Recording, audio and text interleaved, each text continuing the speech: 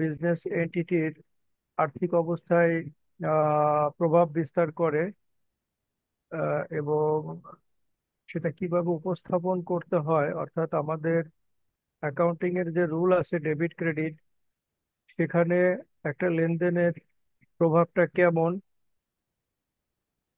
সেই বিষয়গুলো কিন্তু আমরা আলোচনা করেছি। আমরা একটা এক্সেল শিটে দেখিয়েছিলাম লেফট হ্যান্ড সাইডে অ্যাসেট আর রাইট হ্যান্ড সাইডে লায়াবিলিটি এবং ইকুইটি, এবং সেখানে অ্যাসেটের মধ্যে সাব গ্রুপ করা, ক্যাশ, অ্যাকাউন্টস রিসিভেবল, ইনভেন্টরি। লায়াবিলিটির মধ্যে সাব গ্রুপ করা, তারপরে ইকুইটির মধ্যে সাব গ্রুপ করে লেনদেনগুলো কিভাবে ইম্প্যাক্ট আছে সেগুলো আমরা উপস্থাপন করেছিলাম। এই বিষয়গুলো কি ক্লিয়ার যে একটা লেনদেন বা একটা ট্রানজাকশন একটা প্রতিষ্ঠানের অ্যাসেট, লায়াবিলিটি এবং ইকুইটিতে কিভাবে ইম্প্যাক্ট ফেলে, সেটা কি আমরা বুঝতে পারছি বা বুঝি? স্যার এটা আমার আসলে ফার্স্ট ক্লাস স্যার। নতুন ভর্তি হয়েছি তো স্যার, আগের ক্লাসগুলো করা হয়নি স্যার। আচ্ছা, যারা পুরনো আছেন তারা কি এ পর্যন্ত আমরা বুঝি যে একটা লেনদেন যদি আমি অ্যাকাউন্টিং ইকুয়েশনে বসাতে চাই, অ্যাসেট সমান সমান লায়াবিলিটি ইকুইটিতে, সেটা কি আমরা বসাতে পারি বা আমরা কি সে পর্যন্ত শিখেছি কিনা? হ্যাঁ স্যার, ঠিক আছে স্যার। হ্যাঁ স্যার, পারি। অর্থাৎ একটা লেনদেন যখন ঘটে তখন সেটা বিজনেসের উভয় সাইডে, অ্যাসেট এবং লায়াবিলিটি উভয় সাইডে সেটার ইম্প্যাক্ট থাকবে সম পরিমাণ অর্থ দিয়ে। সেই বিষয়গুলো আমরা শিখেছি এবং সেগুলো আমরা পরবর্তীতে আবার ঝালাই করব, কারণ এটা আমাদের অনেকগুলো কাজে আসবে। এবং সেটা আমরা এই কাজ করতে গেলে, অর্থাৎ প্র্যাকটিক্যাল অঙ্ক যখন আমরা করব, এটা করতে গেলেও আমাদের আবার নতুন করে এগুলো শেখা হবে।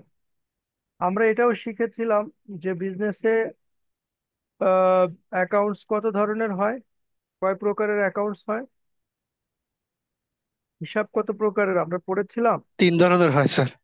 তিন ধরনের হয়। কি কি? Personal, impersonal. Nominal. Personal account, impersonal বা রিয়েল অ্যাকাউন্ট যেটা আমরা বলি, আর একটা হচ্ছে নমিনাল। পার্সোনাল অ্যাকাউন্ট কি ছিল? পার্সোনাল অ্যাকাউন্ট হচ্ছে ব্যক্তি কেন্দ্রিক বা প্রতিষ্ঠান কেন্দ্রিক, অর্থাৎ কোনো ব্যক্তি সত্তা বা আইনগত সত্তা হচ্ছে পার্সোনাল। এবং পার্সোনাল অ্যাকাউন্টে ডেবিট ক্রেডিটের রুল আমরা পড়েছিলাম। দাতা এবং গ্রহীতা, দাতা গ্রহীতার মধ্যে কে ডেবিট কে ক্রেডিট হবে? যে দাতা রিসিভার ডেবিট, সে দেবে। গ্রহীতা debit. Next video we have some bad debts and all that. Yep. And then latest thing that we also have is the GST entries. দাতা এবং গ্রহীতার মধ্যে ডেবিট ক্রেডিটের রুল আমরা পড়েছিলাম। যিনি গ্রহণ করবেন তিনি ডেবিট, আর যিনি প্রদান করবেন তিনি কি? ক্রেডিট। ক্রেডিট। আমরা সেভাবে পড়েছি। অ্যাসেটের ক্ষেত্রে রিয়েল অ্যাকাউন্ট দুই ভাবে হয়, একটা হচ্ছে অ্যাসেট আর একটা হচ্ছে লায়াবিলিটি।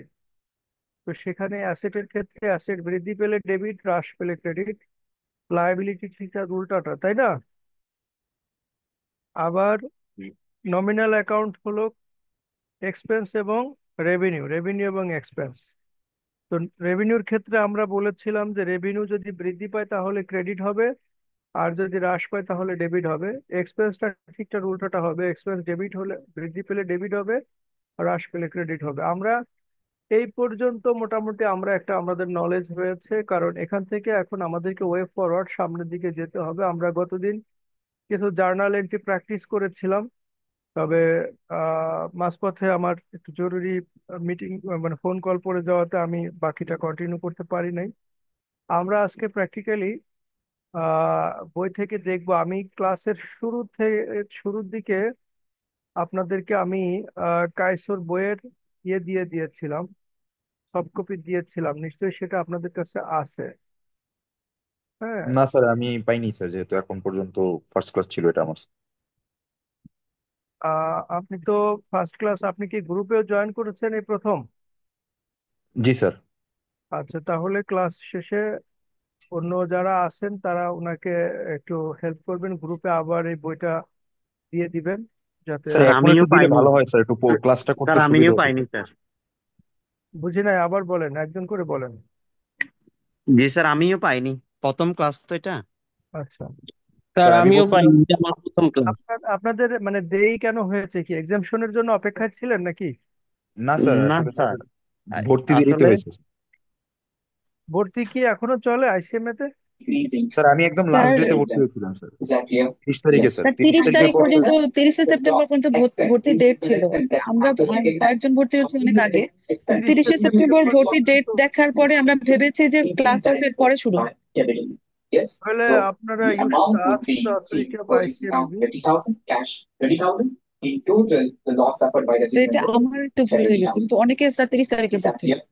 Simple. Right. আচ্ছা, আমি একটা কথা বলি, আপনারা এখানে সবাই কনসাস মেন্টালিটির এবং ম্যাচিউরড। আমি 2বার মিউট করলাম সবাইকে। তো এই মিউট করার ভিতরে অনেকে আনমিউট করে কথা বলেছেন কয়েকজন মাত্র। তাদের ভিতর থেকে আমি দেখলাম যে আপনাদের ওই সাইডে সাউন্ড হচ্ছে, কোনো একটা মিটিং বা কোনো একটা প্রোগ্রাম হচ্ছে। এই ধরনের কার্যক্রম করা থেকে বিরত থাকবেন। আপনি যখন এখানে কথা বলবেন তখন আপনার আদার পার্টের যে কোনো নয়েজ থাকুক সেটা মিউট করে নিয়ে তারপরে কথা বলবেন। এটা খেয়াল করবেন। আচ্ছা, এখন যারা দেরিতে ভর্তি হয়েছেন এবং যাদের আজকে নতুন ক্লাস, তারা আহ, আপনাদের ক্লাসটা কিভাবে হবে, বা আপনারা যে ক্লাসগুলো মিস করলেন, বাই দিস টাইম তো বোধহয় আমাদের 8টা ক্লাস হয়ে গেছে, এবং আমরা যেগুলো কমপ্লিট করে এসেছি that was the basic of this course. তো আপনারা তো সেটা মিস করেছেন অবভিয়াসলি। সেটা কিভাবে রিকভার হবে সেটা নিয়ে আইসিএমএবি অথরিটির সঙ্গে একটু কথা বলেন। ওনারা কি সলিউশন দেয় নেক্সট ক্লাসে আমাকে জানাবেন। তারপরে আলাপ আলোচনা করে নিশ্চয়ই আমরা একটা সমাধানে যেতে পারবো। হুম।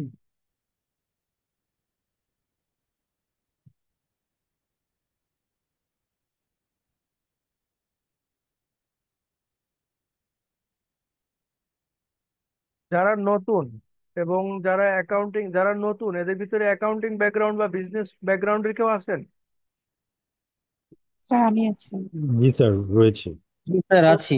আপনারা তিনজনই অ্যাকাউন্টিং ব্যাকগ্রাউন্ড বা বিজনেস ব্যাকগ্রাউন্ডের, তো বিজনেস ব্যাকগ্রাউন্ডের অনার্স মাস্টার্স যদি করা থাকে তাহলে বেসিক অ্যাকাউন্টিং পড়েন নাই, এটা তো স্যার আমার সমস্যা হচ্ছে না।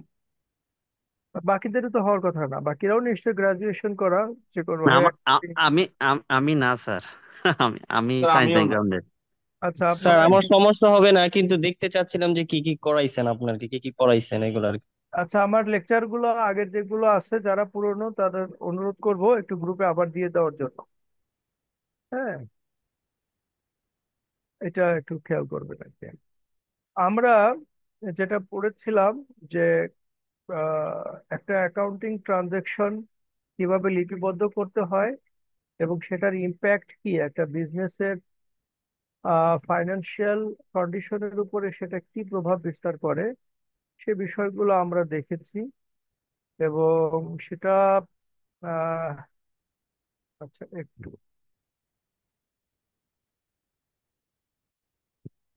আমি একটা দেখিয়ে আসি তাহলে ভালো হবে।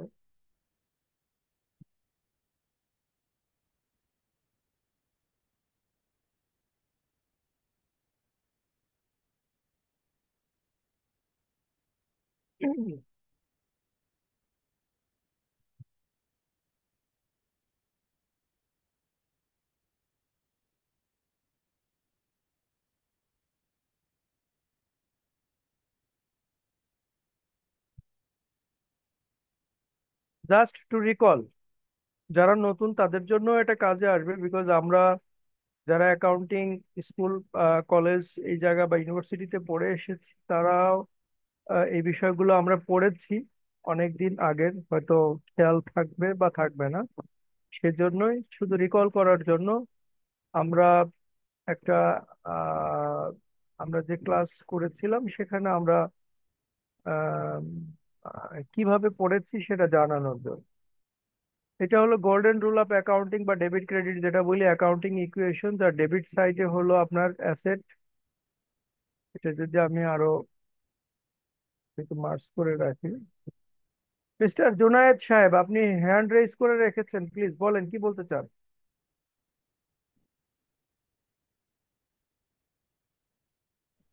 না স্যার আমি কিছু তার মানে you are in subconscious mentality. না আপনি আমি কিছু বলতে চান ওই সময় জিজ্ঞেস করছিলেন স্যার যে কি কি অ্যাকাউন্টিং আপনি যে ব্যাকগ্রাউন্ড। হাত উঁচু করেছেন সেটা হয়তো আপনি খেয়াল করেন না, আপনার হাতটা উঁচুই রয়ে গেছে। হ্যাঁ তো, তো এটা যদি ফিজিক্যালি হয়, কোনো একটা প্রোগ্রামে আপনি হাত উঁচু করে বসে আছেন, দেখতে ভালো লাগবে? Sorry sir. আচ্ছা, এটা ছিল অ্যাকাউন্টিং ইকুয়েশন। অ্যাকাউন্টিং ইকুয়েশন যারা আমরা জানি বা এ পর্যন্ত পড়ে এসেছি, বা যারা নতুন তাদের ভিতরে যারা আমরা বিজনেস ব্যাকগ্রাউন্ডের তারা জানি, কিন্তু যারা নতুন বিজনেস ব্যাকগ্রাউন্ডের না তাদের জন্য বলছি যে একটা প্রতিষ্ঠানে যখন কোনো লেনদেন সংগঠিত হয়, লেনদেনের সংজ্ঞাও আমি বলি। এটা একটু ছোট করলাম যাতে মানে সিঙ্গেল ভিউতে আনা যায়, একটু কষ্ট করে দেখবেন। কোনো একটা ঘটনা, লেনদেনের যে সংজ্ঞা আমি যদি খুব সহজ বাংলায় বলি, কোনো একটা ঘটনা যা আর্থিক মূল্যে পরিমাপ করা যায় এবং যা কোনো প্রতিষ্ঠানের আর্থিক অবস্থার পরিবর্তন ঘটাতে সক্ষম, তাকে আমরা লেনদেন বলে থাকি। অর্থাৎ একটা ঘটনা, সেই ঘটনার আবার কতগুলো বৈশিষ্ট্য থাকতে হবে, সে বৈশিষ্ট্য ভেতরে একটা হচ্ছে যে ঘটনাটা আর্থিক মূল্যে পরিমাপ করতে হবে। এখন আকাশ থেকে বৃষ্টি পড়ছে, এটা একটা ঘটনা, বাট এটার আর্থিক মূল্যে পরিমাপ করার কোনো সুযোগ নাই, সুতরাং এটা লেনদেন হবে না। এরপরে আবার কি হলো, আর একটা বলেছি যে ওই ঘটনাটা আর্থিক মূল্যে পরিমাপ যেমন করা যায়, আবার কোনো একটা প্রতিষ্ঠানের আর্থিক অবস্থার পরিবর্তনও ঘটায়, তাহলেই শুধু লেনদেন হবে। এখন নতুন একজন জিএম নিয়োগ দেওয়া হয়েছে 1 লাখ টাকা বেতনের, আর্থিক মূল্যে পরিমাপ করা যায় ঠিকই, কিন্তু এটা কি প্রতিষ্ঠানের আর্থিক অবস্থার পরিবর্তন ঘটালো? যদি আমি শুধু নিয়োগ দিয়েছি, নিয়োগ দিলে কি আর্থিক অবস্থার পরিবর্তন ঘটে? না স্যার। আর্থিক অবস্থার পরিবর্তন ঘটে না, সুতরাং এটাও লেনদেন হবে না। শুধু আর্থিক মূল্যে পরিমাপ করলেই হবে না, এটা কোনো প্রতিষ্ঠানের আর্থিক অবস্থার পরিবর্তন ঘটাতে হবে। তাহলে এখন যদি আমি বলি যে জিএম কে 1 লাখ টাকা বেতন দেওয়া হলো, তখন কি হবে? এটা কি লেনদেন হবে? জি জি স্যার। স্যার। হ্যাঁ স্যার। কে 1 লাখ টাকা বেতন দেওয়া হলো মানে এটা কোম্পানির কিন্তু আর্থিক অবস্থা বা প্রতিষ্ঠানের আর্থিক অবস্থার পরিবর্তন ঘটে গেল, কারণ প্রতিষ্ঠান থেকে 1 লাখ টাকা নগদে চলে গেল, খরচ 1 লাখ টাকা বেড়ে গেল। Is that clear? এই পর্যন্ত যারা নতুন পুরাতন সবাই বুঝেন কিনা যতটুকু কথা বললাম? জি স্যার, জি বুঝতে স্যার। পেরেছি। Yes, আচ্ছা, sir. এখান থেকে আমরা একটা কনক্লুশনও ড্র করেছিলাম যে প্রতিটি লেনদেনই ঘটনা, কিন্তু প্রত্যেক ঘটনাই লেনদেন নয়। কেন নয় এটা ক্লিয়ার? জি স্যার। লেনদেন হতে হলে ঘটনা হতে হবে, কিন্তু প্রত্যেকটা ঘটনাই লেনদেন তা কিন্তু না। যেমন আকাশ থেকে বৃষ্টি পড়ছে, এটা একটা ঘটনা, কিন্তু এটা লেনদেন না। তারপরে আমরা জিএম নিয়োগ দিয়েছি 1 লক্ষ টাকা দিয়ে, সেটা একটা ঘটনা, কিন্তু এটা লেনদেন না। বাট প্রত্যেকটা লেনদেনই ঘটনা, কারণ লেনদেন হতে হলে আগে ঘটনা ঘটতে হবে, তাই না? সুতরাং যদি কোশ্চেন আসে যে every events, sorry, every transaction is event but every event is not transaction, please explain with example, আমরা পারবো না? জি স্যার পারবো। জি এই স্যার, পারবো। বৃষ্টি পড়ার এক্সাম্পল দিয়ে বলতে পারবেন, হ্যাঁ, it's raining from the sky, so this is not measurable by monetary units, so this is not treated as transaction. Merely appointing a GM for 1 lakh taka monthly salary, this is not a transaction which change the financial condition of the company or its business. So this should not be treated as a transaction. But it is impertinent to become an event before treating as an event as transaction. That is, whenever you are calling a event as a transaction, it has minimum two quality. That is, one is it has to be measured in monetary unit, and it should change the financial condition of the business. This is the precondition of an event to become transaction. তো এই বিষয়গুলো আপনাদের তো answer করতে হবে ইংরেজিতে, আপনি তো বাংলায় করতে পারবেন না। আমাদের it's very sorry to say যে অনেক স্টুডেন্ট আছে যারা জানে অনেক ভালো, কিন্তু এটা পরীক্ষার খাতায় ইংরেজিতে সঠিকভাবে লিখতে না পারার কারণেও কিন্তু ফেল করে যাচ্ছে। হ্যাঁ, তো এখানে আহ, উম, সেই বিষয়গুলো খেয়াল রাখবেন। আমার এই ক্লাসগুলো আপনাদের জন্য বেশি সহায়ক এই কারণে যে since it is a distance learning, অনেক ক্ষেত্রেই তো আমরা, অনেক ক্ষেত্রে কেন, still we are not looking at anyone, everybody is hiding our face. সুতরাং এখানে আপনি চাইলেই দুই চার লাইন ইংরেজি কথা বলতে পারেন। ভুল হোক শুদ্ধ হোক, অ্যাটলিস্ট আপনার বলার অভ্যাসটা তৈরি হবে। এই জন্য আমি সবাইকে কিন্তু ওয়েলকাম জানাই, please speak in English, try to speak in English so that you should make yourself vocal in the public speaking forum.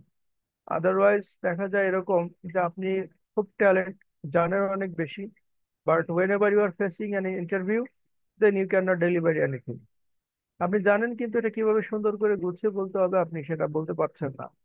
সেই জন্য দূরে দূরে আসি, কেউ কাউকে দেখছি না, সুতরাং এখানে লোক লজ্জারও কিছু নাই।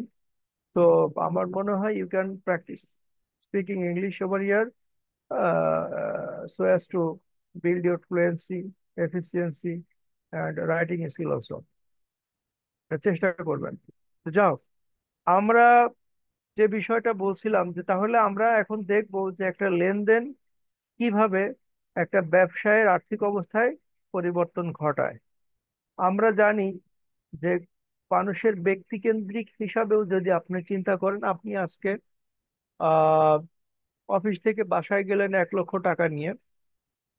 1 লক্ষ টাকা নিয়ে যখন আপনি বাসায় আপনার লকারে রাখবেন, তাহলে আপনার বাসার আর্থিক অবস্থার একটা পরিবর্তন ঘটলো। কি ঘটলো? বাসায় 1 লক্ষ টাকা ঢুকলো। আর আর একটা কি পরিবর্তন ঘটলো? যে আপনি বাইরে হয় কারো কাছ থেকে যদি ধার করে নিয়ে আসেন, তাহলে বাইরে আপনার একটা লায়াবিলিটি তৈরি হয়ে গেল। অর্থাৎ পৃথিবীতে এমন কোনো ঘটনা নাই যেটার ডুয়াল ইম্প্যাক্ট নাই, সেটা প্রকাশ্য হোক অপ্রকাশ্য হোক। আপনি হোঁচট খেয়েছেন, ব্যথা পেয়েছেন, এটারও ডুয়াল ইম্প্যাক্ট আছে। ডুয়াল ইম্প্যাক্টটা কি রকম? আপনার এই যে মস্তিষ্কে আঘাত লেগেছে, অর্থাৎ আপনি ব্যথা পেলে তো আগে মস্তিষ্কে ধাক্কা লাগে, মস্তিষ্কে ধাক্কা লাগলো। এই যে যে আপনি হোঁচট খেলেন, এটা হয়তো আর্থিক অঙ্কে পরিমাপ করা যাচ্ছে না, বাট এটার দুটা সাইড আছে। কি রকম? একটা সাইড হলো একটা বাহ্যিক শক্তি আপনাকে ধাক্কা দিল, আর একটা হচ্ছে আপনার ইন্টারনাল যে শক্তি সেটা এটাকে রিয়েলাইজ করলো। কিন্তু আমরা এটাকে লেনদেন হিসেবে নিচ্ছি না, because it has no monetary value. এই জন্য বলছি যে আমরা নিউটনের যেরকম থার্ড ল আছে যে every action must have same and opposite reaction, আমাদেরও এই অ্যাকাউন্টিং এ প্রত্যেকটা লেনদেনেরই দুইটা পক্ষ থাকবে, দুইটা সাইড থাকবে। সেটা কি রকম? যে আপনি বাসায় 1 লক্ষ টাকা নিয়ে আসলেন, সেটা দুইটা পক্ষ অবশ্যই থাকবে। একদিকে আপনার 1 লক্ষ টাকা বেড়েছে, অন্যদিকে যদি এই টাকাটা আপনি ধার করে আনেন আপনার দায় বেড়েছে। যদি আপনি বেতন পান, তাহলে কোম্পানির নিকট যে আপনার পাওনা ছিল সেটা কমে গেল, তাই না? যে কোনো না যে কোনো ভাবেই দুইটা সাইডকে সেট আপ করবে। তো আমরা সেই দুইটা সাইডকে কিভাবে ট্রানজেকশন সেট আপ করে সেটা দেখানোর উপায় কিন্তু এটা, মানে মাইন্ড ইট। এটা কিন্তু আপনার পরীক্ষাতে অঙ্ক হিসেবে আসতে পারে। একটা লেনদেন, কয়েকটা লেনদেন দিয়ে দিবে, ট্রানজেকশন দিবে, বলবে যে এটা অ্যাকাউন্টিং ইকুয়েশন, এটার ইম্প্যাক্ট দেখাও। তখন কিন্তু আপনাকে এরকম ছক কেটেই কিন্তু ইম্প্যাক্টটা দেখাতে হবে। কি আছে? এক্স ওয়াই জেড লিমিটেড প্রথমে বিজনেস স্টার্ট করলো 10,000 টাকা নিজের পকেট থেকে দিয়ে, আর ব্যাংক লোন দিল 5,000 টাকা। তাহলে টোটাল বিজনেসে কত টাকা ঢুকলো? 15,000। 15,000। তাহলে অ্যাসেট 15,000 বাড়লো, অ্যাসেট বাড়লো। সেই অ্যাসেটের আবার সাব ক্যাটাগরি আছে। কি বেড়েছে অ্যাসেটের মধ্যে? ক্যাশ। এইটা আলাদা করে কিন্তু অ্যাসেটের আন্ডারে দেখেন অনেকগুলো সাব ক্যাটাগরি আছে। সুতরাং কোন ধরনের অ্যাসেট বৃদ্ধি পেয়েছে সেটা কিন্তু আপনাকে দেখাতে হবে। আর এই যে অ্যাসেটের যে সাব ক্যাটাগরি আমি বলছি, এগুলোকে বলা হয় অ্যাকাউন্ট। অ্যাকাউন্টের আরেকটা বাংলা আমরা যারা বাংলায় পড়ে এসেছি আগে, লেজার বা খতিয়ান বলি আমরা। অ্যাসেট হলো কন্ট্রোল অ্যাকাউন্ট, তার সাবসিডিয়ারি অ্যাকাউন্ট হলো cash, inventory, bank account, receivable, equipment, supply, এগুলো অ্যাসেটের গ্রুপিং থাকতে পারে, ক্লাসিফিকেশন থাকবে, হোয়াট এভার। এটা আর একটু অ্যাডভান্স লেভেলের বিষয়, সেটা আমরা পরে জানবো। বাট আমরা বুঝবো যে আমার অ্যাসেট বেড়েছে। সেই অ্যাসেট কোন ধরনের অ্যাসেট? এটা ক্যাশ অ্যাসেট। তাহলে ক্যাশ বাড়লো, অর্থাৎ ডেবিট সাইডে ক্যাশ বাড়ালাম।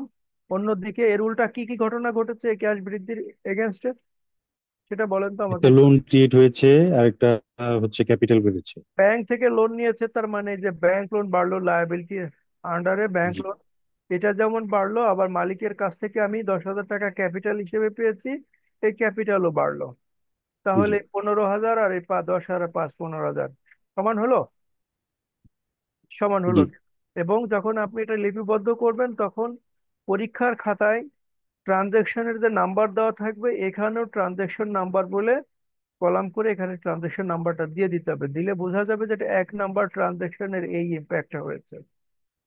2 নাম্বার কি ট্রানজেকশন ছিল, বাকিতে 2,000 টাকার মাল ক্রয় করা হয়েছে, পণ্য ক্রয় করা হয়েছে। তাহলে পণ্য ক্রয় করা হলে বিজনেসে কি আসলো, পণ্য আসলো। পণ্য আসা মানে কি হলো, 2,000 টাকার কি হবে, ইনভেন্টরি বেড়েছে। অন্যদিকে এটা কি আমি নগদে কিনেছি না বাকিতে কিনেছি, বাকিতে। বাকিতে। বাকিতে। তার মানে আমার ক্রেডিটর হয়েছে, লায়াবিলিটি বাড়লো। তার মানে জি কি, দুই সাইডে কিন্তু ইকুয়াল ইম্প্যাক্ট আসলো। আবার থার্ডটাতে যাই, টেক ইকুইটি ফ্রম ওনার 5,000 টাকা। ওনারের কাছ থেকে আমি আরো 5,000 টাকা ইকুইটি হিসেবে নিয়েছি, তার মানে আমার ক্যাশ বাড়লো, ক্যাপিটাল বাড়লো, বাড়লো। দুই সাইডে বেড়ে গেল। সমান হতে হবে, ডেবিট ক্রেডিট দুই সাইডে কিন্তু ইকুয়াল হতে হবে। এখন এটাতে আসেন, ক্যাশ ডিপোজিট করেছি 2,000 টাকা ব্যাংক, এইটা কি হয়েছে বলেন তো। ব্যাংক বেড়েছে আর ক্যাশ কমেছে। অর্থাৎ একই সাইডে অ্যাসেট কমেছে, অ্যাসেট বেড়েছে। জি মানে একটা লেনদেন যে সবসময় আপনার অ্যাকাউন্টিং ইকুয়েশনের দুই দিকেই ইমপ্যাক্ট ফেলবে, নট দ্যাট, বাট দুই সাইডকে ব্যালেন্স করবে, এটা ইম্পর্টেন্ট। এটাও একটা কোশ্চেন হতে পারে, is it true that an accounting transaction will impact on both sides of accounting equation? আমরা কি বলবো, ফলস বলবো সত্য স্যার। না ফলস? সত্য না, সত্য কি, accounting yes. Equation may not impact both sides of account a transaction may not impact on both sides of the accounting equation. It may impact the same side of an accounting equation, like depositing cash to bank, তাই না? জি sir. Example হিসেবে আপনি বলতে পারবেন জি যে sir. এটা এক সাইডেও ইম্প্যাক্ট ফেলে, সেটার উদাহরণ, জ্বলন্ত উদাহরণ হলো ক্যাশ ব্যাংকে জমা দেওয়া অথবা ব্যাংক থেকে ক্যাশ তোলা, যে কোনোটাই হতে পারে, তাই না? স্যার এটা কন্ট্রা বলা হয় না এটাকে? কন্ট্রা টন্ট্রা এগুলো বাদ দেন, এগুলো হলো আপনার টার্ম, অ্যাকাউন্টিং টার্ম, সেগুলো আমরা পরে শিখবো। আগে আমরা বুঝি যে accounting equation, how does it work, ঠিক আছে? স্যার একটা কোশ্চেন ছিল স্যার। হ্যাঁ প্লিজ বলেন। স্যার দ্বিতীয় যে লেনদেনটা স্যার ছিল, যে পারচেস অন ক্রেডিট টাকা 2,000, সেটা যদি আমরা 9-10 এর বেসিক অ্যাকাউন্টিং বা ইন্টার অ্যাকাউন্টিং চিন্তা করি, সেটা এরকম হতে পারতো না যে পারচেস ডেবিট, না পারচেস না স্যার, ওই প্রোডাক্ট পারচেস ডেবিট আর হুম অ্যাকাউন্টস পেয়েবল ক্রেডিট। স্যার সেই ক্ষেত্রে স্যার এই পারচেস ডেবিট এটা তো স্যার ওনার সিকিউরিটি থেকে স্যার মাইনাস হতো, যেহেতু এটা একটা স্যার ব্যয়।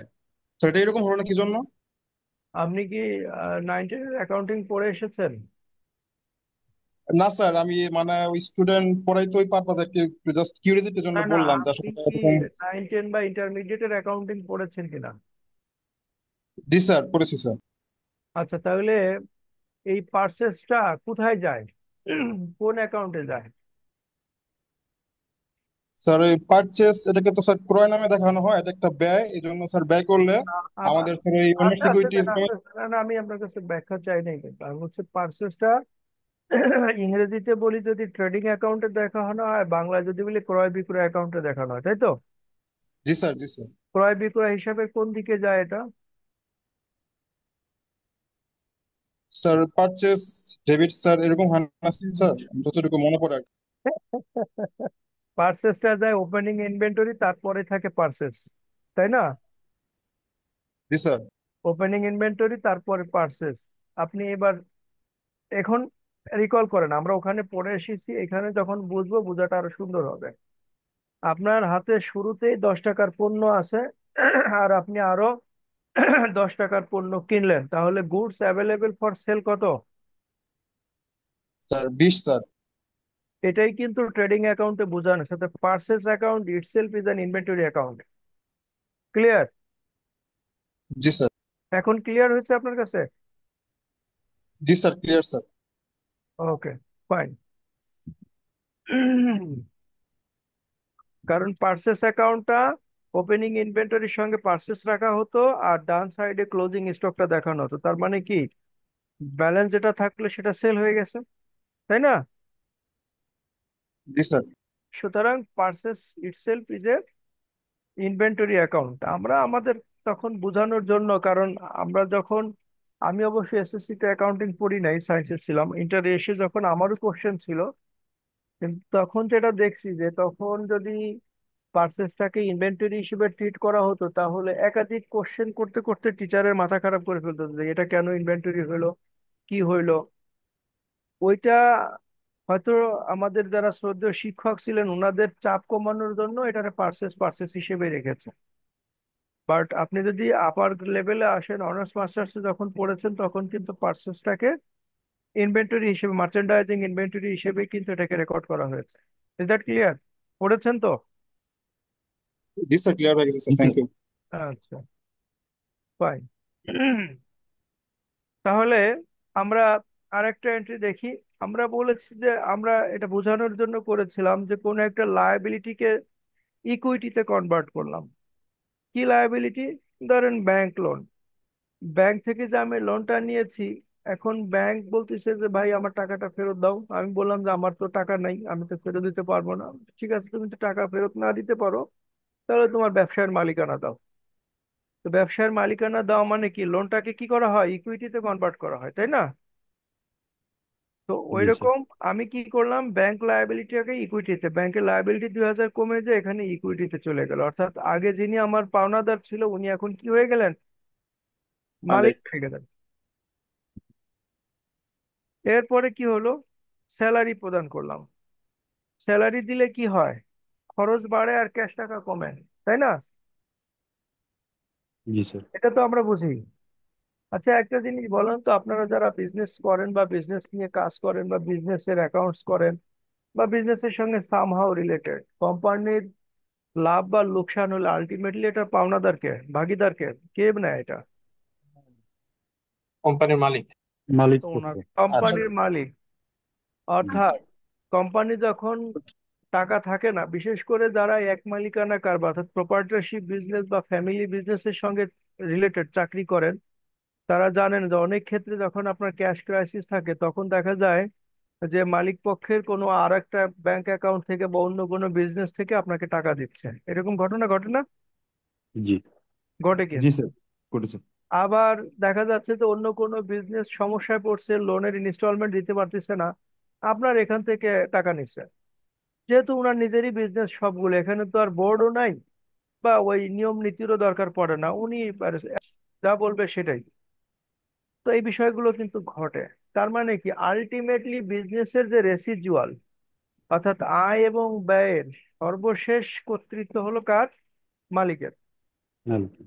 তার মানে এখানে আপনি যত খরচ করবেন, মালিকের ক্যাপিটাল কমবে না বাড়বে? কমবে। মালিকের ক্যাপিটাল কমবে। আর যত আয় করবেন, মালিকের ক্যাপিটাল কি হবে, পারবে। বাড়বে। বাড়বে। কারণ আলটিমেটলি এটা মালিকের কাছ থেকে। যদি আমার এরকম হয়, expense is higher than income, তাহলে যে যে অতিরিক্ত টাকাটা, এটা কিন্তু মালিক পকেট থেকে দিয়ে থাকে ব্যবসাতে, তাই না?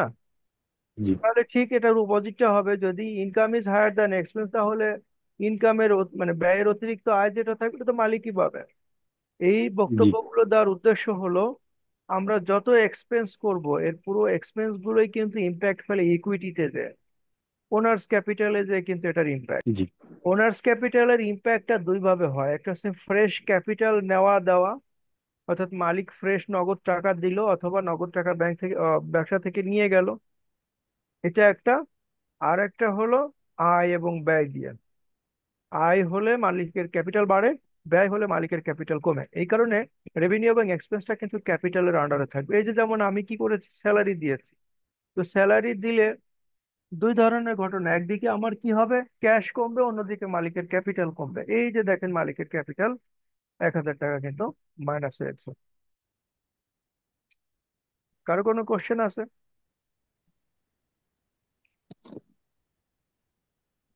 কারো কোশ্চেন নাই, সবাই আমরা বুঝছি। স্যার স্যার আমার একটা কোয়েশ্চেন আছে স্যার। হ্যাঁ বলেন। হ্যালো স্যার, যদিও আমি অ্যাকাউন্টিং এর বুঝি না, তো আমি কোয়েশ্চেনটা কিরকম হবে সেটা আমি বলতে পারতেছি না, আমি একটু বলি স্যার। হ্যাঁ, মানে এটা অ্যাসেট থেকে ডেবিট হয়েছে 1,000 টাকা, মানে পেড স্যালারিতে। না ডেবিট এটা হলো অন্য কিভাবে? অ্যাসেট বাড়লে ডেবিট হয়। হ্যাঁ, বাড়ছে, ওই যে ক্যাশ টাকা স্যালারি দিছে 1,000 টাকা। স্যালারি দিলে কি অ্যাসেট বাড়লো না কমলো? অ্যাসেট কমলো। হ্যাঁ, তাহলে অ্যাসেট কমছে বলে যে আমরা মাইনাস করে দিছি। হ্যাঁ, ওইটা ঠিক আছে। এখন যেটা বুঝতেছি না সেটা হলো স্যার, ওই যে এটা সরাসরি ক্যাপিটালে গিয়ে এক্সপেন্স ডেবিট 1,000 টাকা হয়েছে। ডেবিট না, এটা ক্রেডিট হয়েছে। আচ্ছা, হুম। ওখানে মাইনাস লেখা আছে সেজন্য বলছি স্যার। মাইনাস মানে ক্যাপিটাল কমছে, এটা উপরের হেডিং তো হচ্ছে ওনার সিকিউরিটি, ওনার সিকিউরিটি কমে গেছে। আচ্ছা হ্যাঁ, তার এই যে ডান সাইডের পুরোটাই হলো লায়াবিলিটি, লায়াবিলিটি ওনার সিকিউরিটি পুরোটাই হলো ক্রেডিট। তো জি, লায়াবিলিটি যদি কমে তাহলে ডেবিট, আমরা তো সেটাই বলেছি নাকি?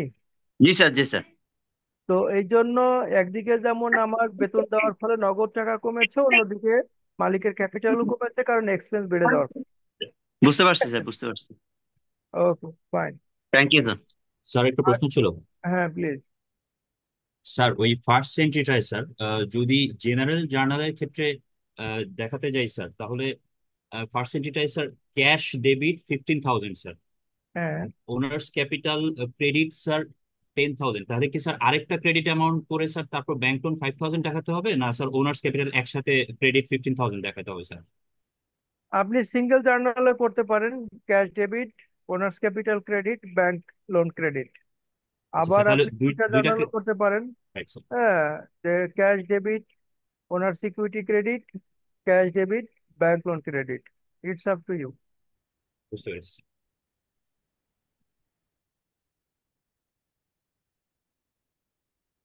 আর কারো কোনো কোশ্চেন আছে? কারো কোনো না স্যার। কোশ্চেন? এরপরে হলো অ্যাক্রুড ইনকাম। অ্যাক্রুড ইনকাম মানে কি? আয় হয়েছে কিন্তু আমি পাই নাই এখনো, তাহলে কারো কাছে আমি বক পাবো নাকি? জি স্যার। তার মানে বকেয়া রিসিভেবল আয়। হয়েছে, রিসিভেবল বাড়বে অর্থাৎ দেনাদার বাড়বে, আর অন্যদিকে আয় বাড়লে মালিকের ক্যাপিটাল বাড়ে, ক্যাপিটাল বাড়বে, জি। তাই না? It's clear. এরপরে আসেন অ্যাক্রুড স্যালারিটা বাদ দিছে। Accrued salary. অ্যাক্রুড স্যালারি মানে হলো বকেয়া বেতন। হ্যাঁ, মাস চলে গেছে কিন্তু বেতন দেয় না, এরকম ঘটনা ঘটে নাকি প্রতিষ্ঠানে? জি স্যার। গার্মেন্টসে বেশি হ্যাঁ, আছে। এটা এখনকার সময়ে একটু বেশি ঘটতেছে, অনেক জায়গা থেকে আমরা এরকম তথ্য পাই যেরকম ঘটে। হ্যাঁ, কিছু প্রতিষ্ঠানের পলিসি আছে মাসের 10 তারিখে স্যালারি দেওয়া, ওটা ভিন্ন জিনিস। কিন্তু অনেক প্রতিষ্ঠান যারা রেগুলার স্যালারি পে করতো, তারাও শুনেছি, সঠিক বেঠিক জানি না, যে এই রিসেন্ট বিভিন্ন রকম জটিলতায় পড়ে অনেকেরই, অনেক প্রতিষ্ঠানই টাইমলি স্যালারি দিতে পারছে না। আচ্ছা, তাহলে আমরা প্রতিষ্ঠানের অ্যাকাউন্টস করি সবসময়, তাহলে প্রতিষ্ঠানের জন্য কি হয়েছে, প্রতিষ্ঠানের একটা খরচ হয়েছে কিন্তু সেই খরচটা প্রতিষ্ঠান এখনো দেয় নাই, তার মানে প্রতিষ্ঠানের একটা লায়াবিলিটি তৈরি হয়েছে না? জি স্যার। তাহলে কি দাঁড়ালো? একটা হলো এক্সপেন্স বাড়াতে ক্যাপিটাল কমে গেছে, আর একটা হলো লায়াবিলিটি হিসেবে অ্যাক্রুড এক্সপেন্স বেড়েছে, তাই না? বেড়েছে। হুম। তো আমি এটা মূলত দেখানোর উদ্দেশ্য হলো রিকল করা, নতুন যারা তাদেরকে একটু দেখানো যে কিভাবে আমরা জার্নাল এন্ট্রি গুলো অ্যাকাউন্টিং ইকুয়েশনে প্রেজেন্ট করব। হুবহু কিন্তু এভাবেই প্রেজেন্ট করতে হবে, এবং এটা কিন্তু আপনাকে ছকটা আঁকতে হবে সুন্দর করে, পরীক্ষার খাতায় ছক এঁকে এভাবে উপস্থাপন করে। যদি 10টা এন্ট্রি থাকে তাহলে হয়তো 20 মার্ক থাকবে। হ্যাঁ, 5টা এন্ট্রি বা 6টা এন্ট্রি থাকলে 10 মার্ক থাকবে।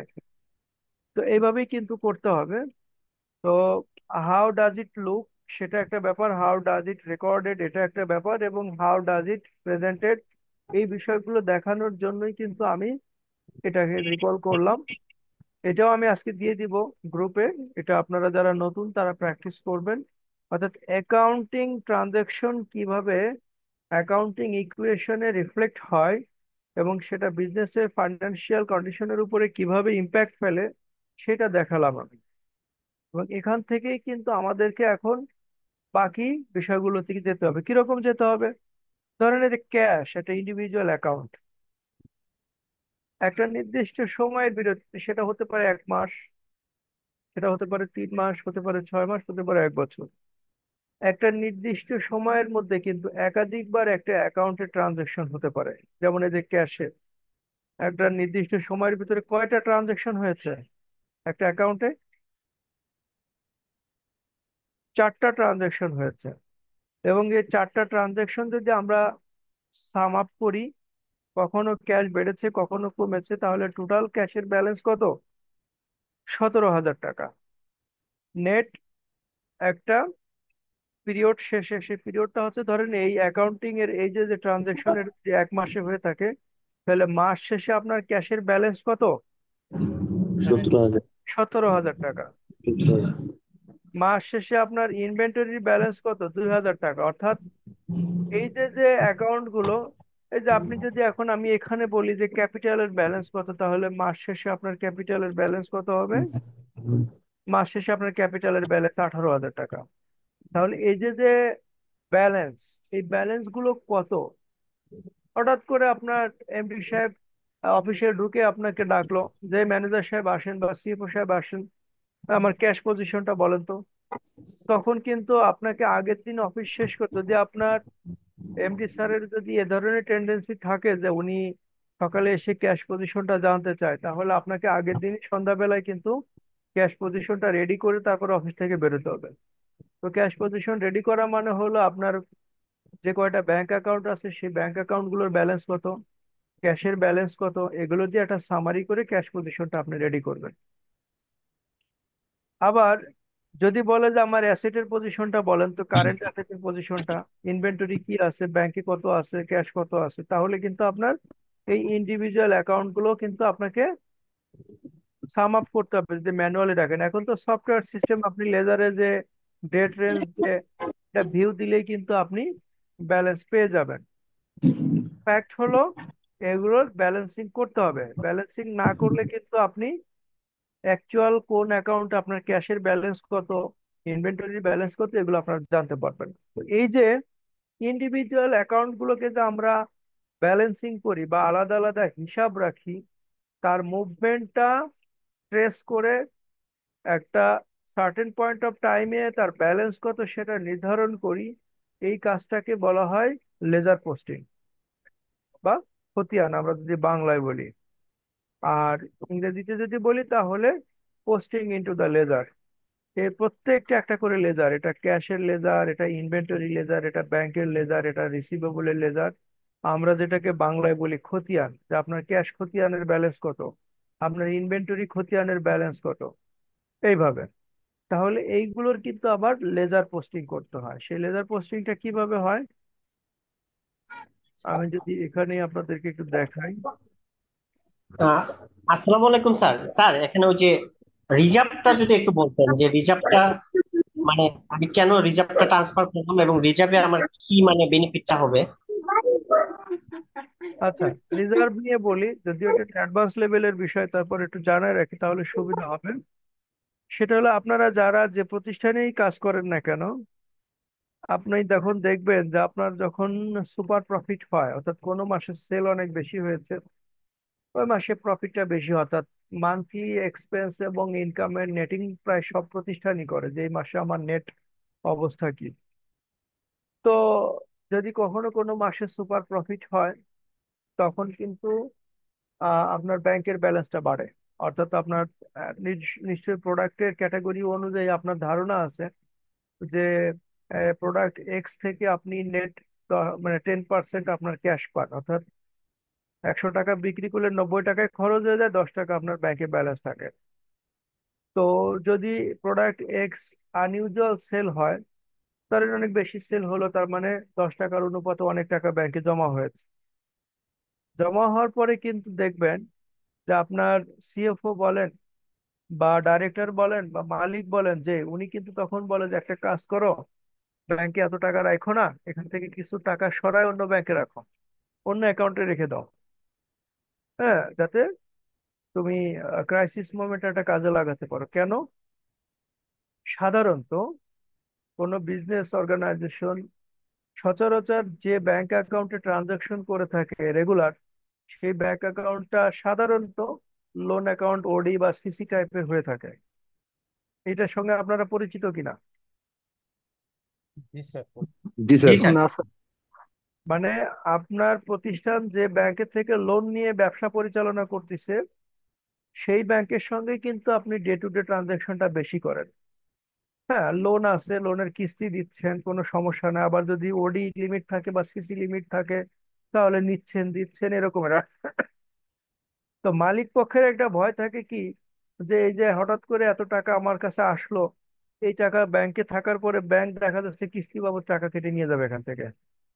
বা ব্যাংক বলবে যে আপনার তো এখানে টাকা আছে, আমার এখানে কিস্তি দেন। ওখানে ওডিতে আপনি টাকা বেশি দিয়ে রাখেন। মালিক পক্ষ সবসময় চায় একটু ফ্রি থাকতে, যেন আমার ক্যাশ ব্যালেন্স যদি হাতে থাকে এক্সট্রা, তাহলে আমি একটু রিল্যাক্সে থাকি, মাস শেষে অন্তত বেতন দেওয়ার সময় কারো কাছ থেকে ধার করা লাগবে না। তো এই কারণে এখানে যারা আছেন তারা মনে হয় কম বেশি সবাই যদি অ্যাকাউন্টসে কাজ করে থাকেন, এই প্র্যাকটিস করেন যে এক্সেস টাকা থাকলে সাধারণত ওই অ্যাকাউন্টে আর আপনারা টাকাটা রাখেন না, আপনার অন্য ব্যাংকে যে অ্যাকাউন্ট আছে সেখানে কিছু টাকা সরে রাখেন। এই প্র্যাকটিস কেউ কেউ করেন কিনা? আছেন এরকম কেউ এখানে? জি স্যার, করা হয়। হ্যাঁ, এটা সিকিউরিটির কারণে করা হয়, সেফটির কারণে করা হয়, এটা অন্য কোনো কারণে না। যে অন্তত ব্যাংক, কারণ আপনার ব্যাংক চায় যে তার লোনের টাকাটা তাড়াতাড়ি ফিরে আসুক। সে দেখা যাবে কি যে কিস্তির ডেট আছে 25 তারিখে, সে 15 তারিখে যেহেতু লোন টাকা আছে, আপনার কাছে দাম করে টাকাটা টান দিয়ে নিয়ে নিল। এই বিষয়গুলো অ্যাভয়েড করার জন্য এই যে টাকাটা আলাদা করে রাখা হয়। ঠিক মালিক পক্ষ যেভাবে ক্যাশটাকে সেফটি রাখার জন্য, ক্রাইসিস মোমেন্টে ইউজ করার জন্য আলাদা রাখে, ওইরকম বছর শেষে যখন কোম্পানি প্রফিট করে, তখন মালিক পক্ষ বা মালিক বলে যে কাজ করো, সব টাকায় খেয়ে ফেলো না, হাঁড়িতে কিছু রাখো। এটা কি, যে কিছু টাকা একটা রিজার্ভ ফান্ড ক্রিয়েট করে সেখানে ব্যাংকে রেখে দাও, আস্তে আস্তে করে প্রতি বছর টোটাল প্রফিটের 10% বা 20% দিয়ে একটা রিজার্ভ তৈরি করো, যেটা আমাদের ভবিষ্যতে কাজে আসবে। সেইখান থেকেই কিন্তু এই যে সঞ্চিতি বা রিজার্ভের কনসেপ্টটা আসছে, যে আপনার ইনকাম থেকে আপনি কিছু টাকা কি করবেন, রিজার্ভে রাখবেন। এটাও মালিকের ইকুইটির অংশ, কিন্তু এটা সে আস্তে আস্তে একটা ফান্ড তৈরি করতেছে। ভবিষ্যতে হয়তো সে ব্যবসা বড় করবে, বা কোনো মেশিন কিনবে, বা কিছুই করলো না, ক্রাইসিস মোমেন্ট পার করার জন্য, যে ভবিষ্যতে যদি ব্যবসা মন্দা যায় কোনো কারণে, তাহলে রিজার্ভ থেকে টাকাটা যাতে খরচ করতে পারি। ক্লিয়ার? এই কারণেই রিজার্ভ করা। জি স্যার, থ্যাংক ইউ স্যার। আচ্ছা, তাহলে আমরা এখানে যেমন দেখলাম যে আমাদের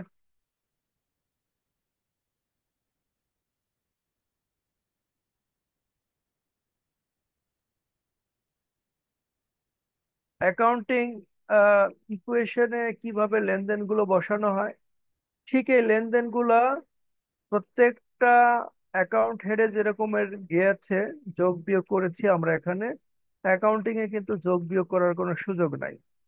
এটাকে আপনাকে ডেবিট ক্রেডিটের ফর্মুলা অনুযায়ী লেজার পোস্টিং করতে হবে। এখন তো অত্যাধুনিক ইআরপি সফটওয়্যারের যুগ। এখন আপনি সফটওয়্যারের ট্রানজাকশন আপনি পোস্টিং দিলে অটোমেটিক্যালি অ্যাকাউন্টসের একটা লেজার বেরোয় আসবে। বাট এই লেজারটাকেও কিন্তু আপনাকে ম্যানুয়ালি করতে হবে। পরীক্ষাতে যদি আসে তাহলে সেখানে কিন্তু আপনাকে পরীক্ষায় এই লেজার করে দেখাতে হবে। হ্যাঁ, লেজারটা কি রকমের হবে?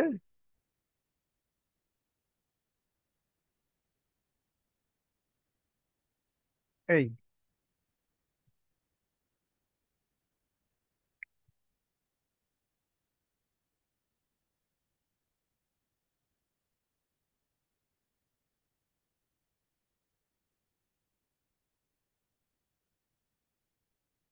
XYZ limited. আসসালামু আলাইকুম স্যার। ওয়ালাইকুম আসসালাম। স্যার, ওই যে লাস্ট ক্লাসে স্যার আমাদেরকে কয়েকটা জার্নাল এন্ট্রি দিয়েছিলেন স্যার করার জন্য। জি। স্যার ওটার মধ্যে স্যার শেষের দুটা প্রথম তিনটা মোটামুটি পেরেছিলাম, শেষের দুইটা নিয়ে স্যার একটু কনফিউশন ছিল। আচ্ছা, এটা দেখবো আমরা। হ্যাঁ, জি অবশ্যই স্যার। দেখবো।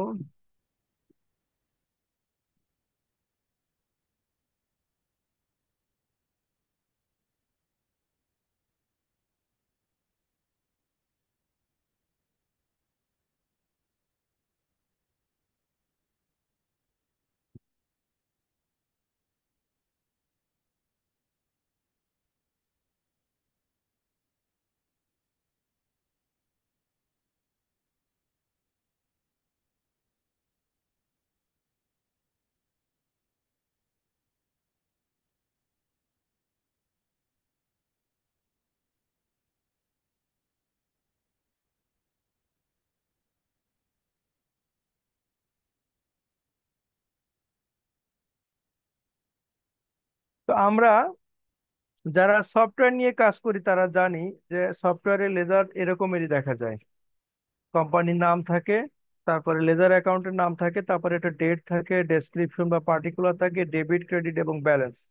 এটার সঙ্গে সবাই পরিচিত। ইভেন আপনি যদি ব্যাংক স্টেটমেন্ট নেন, ব্যাংক স্টেটমেন্টও কিন্তু এরকমেরই দেখাবে। এটার সঙ্গে সবাই পরিচিত তো নাকি? জি স্যার। জি স্যার। জি স্যার। তো তখন কি হয়, ডেট ধরেন আমি এখানে ডেট এক দিলাম, আমি ডেট আর ডেট যেটা হবে সেই ডেটটা বসাবেন। প্রথমেই কি ছিল ক্যাশ অ্যাকাউন্ট, আমাদের প্রথম এন্ট্রিটা কি ছিল? প্রথম এন্ট্রিটা ছিল হলো ইনভেস্টমেন্টের ওইটা ছিল। ক্যাপিটাল হিসেবে আসছে কত, 10,000 টাকা ডেবিট করেছিলাম না আমরা? 10,000। তাহলে আমার ব্যালেন্স কত হবে? 10,000। Debit minus credit 10,000। আমি আগে ব্যালেন্স শিটটা করি। ওপেনিং ব্যালেন্স যোগ হবে হলো debit minus credit.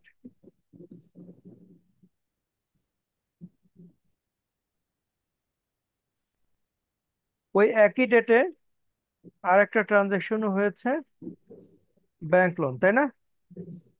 Bank loan কি বাবদ জি স্যার। টাকাটা পেয়েছি সেটা ডেসক্রিপশনে লিখতে হবে, ব্যাংক লোন। তারপরের ডেটে কি হয়েছে দেখি। তারপরে এসেছে কি যে equity from owner purchase on credit, এটার সাথে তো ক্যাশের কোনো সম্পর্ক নাই। তারপরে আরেকটা ছিল হচ্ছে যে টেক ইকুইটি ফ্রম ওনার, তাহলে এটাও আমরা লিখি। তাহলে 2 নাম্বার ডেটে হচ্ছে আবারও ক্যাপিটাল নিয়েছি আমি। স্যার টাকা আসলে আমরা ক্রেডিট করি না? টাকা কি অ্যাসেট না liability? Asset asset sir. Asset বাড়লে কি হবে? ডেবিট। আর ডেবিট। কমলে ক্রেডিট। ঠিক আছে। স্যার এই সফটওয়্যারে তো আমরা আছে ক্রেডিট সাইডে, হ্যাঁ, সফটওয়্যার এন্ট্রিতে ক্রেডিট হয় না? সফটওয়্যারে ক্রেডিট হয়, কে বলছে আপনাকে? ও সরি, ব্যাংক ঠিক আছে স্যার। স্টেটমেন্টে ক্রেডিট হয়। হ্যাঁ হ্যাঁ, ঠিক আছে। ব্যাংক স্টেটমেন্টে টাকা আপনার বাড়লে ক্রেডিট হয়, আর টাকা আপনি উঠালে ডেবিট হয়। কেন বলতে পারবেন?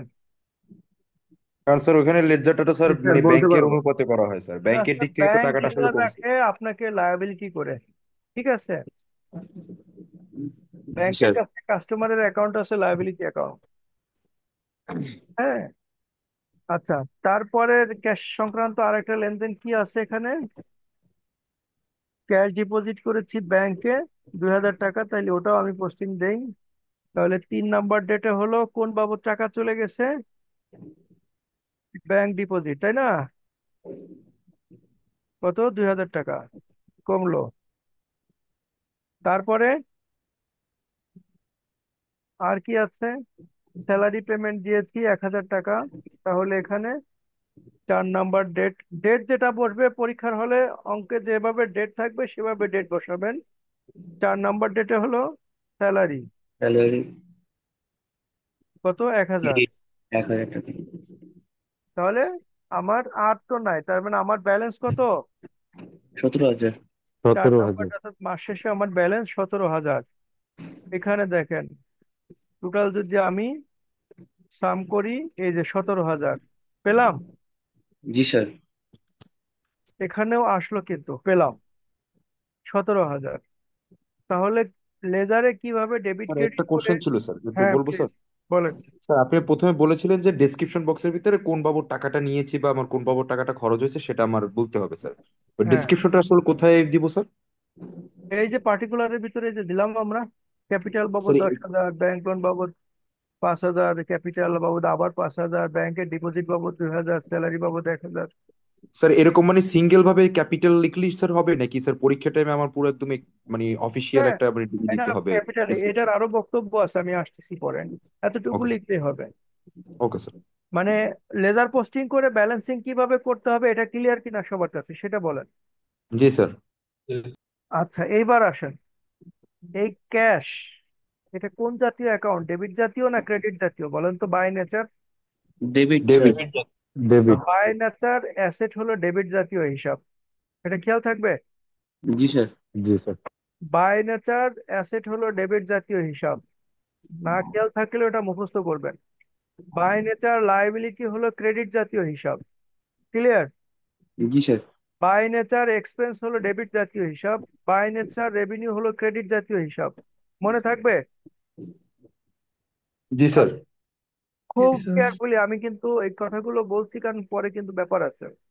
ডেবিট জাতীয় হিসাবকে আমি ডেবিট করব অবশ্যই ক্রেডিট দ্বারা, ডেবিট জাতীয় হিসাব ডেবিট হবে ক্রেডিট দ্বারা,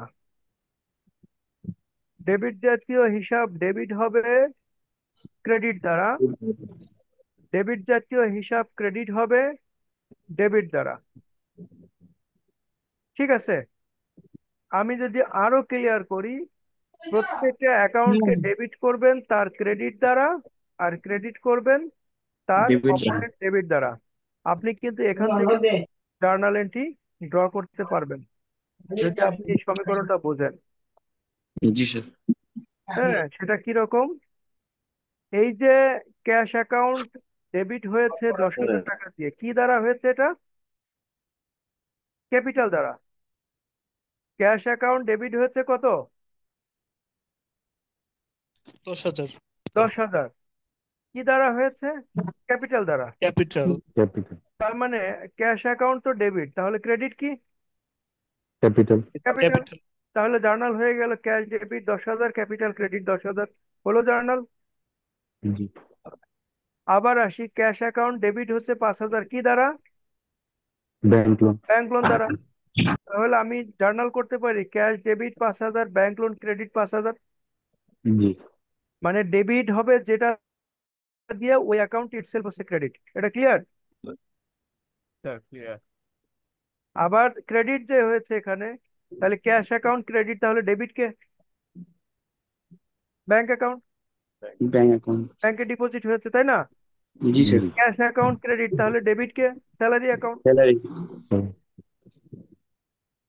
যদি কখনো, যদি আপনাদের এটা basic accounting, principles of accounting বা ফান্ডামেন্টাল লেভেল এখানে নাও থাকতে পারে, বাট নট আনলাইকলি যে থাকবে, দেখা যাচ্ছে এটা লেজার দেওয়া আছে 4-5টা, বলে এখান থেকে ট্রানজেকশন করো, এখন লেনদেন লেখো, আসতেই পারে।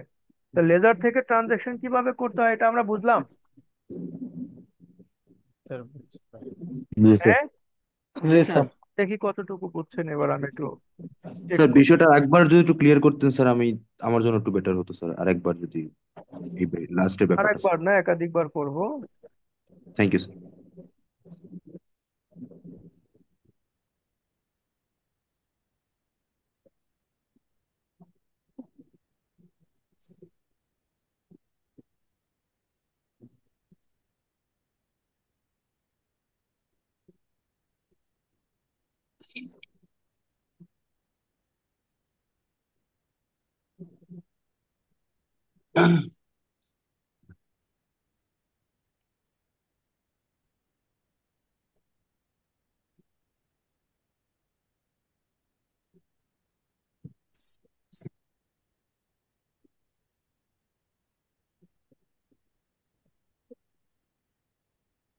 আমরা পাশাপাশি দুটা লেজার রাখলাম, একটা আছে ক্যাশ, একটা আছে ক্যাপিটাল, এবং আমাদের লেনদেন তো হচ্ছে এরকমেরই, মালিক প্রথমে ব্যাংকে বিজনেসে ক্যাশ দিয়েছে।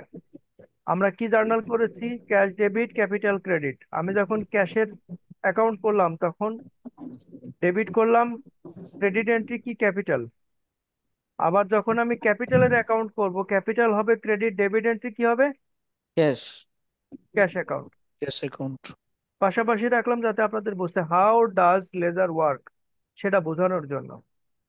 ঠিক আছে, ডেবিটকে ডেবিট করব তার ক্রেডিট দিয়ে, আর ক্রেডিট করব কি দিয়ে?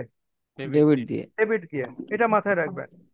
এটা যখন ডেবিট হলো অপোনেন্ট অ্যাকাউন্টটা ইনভেরিয়েবলি এটা ক্রেডিট অ্যাকাউন্ট, এই যে দেখেন ক্রেডিট অ্যাকাউন্ট।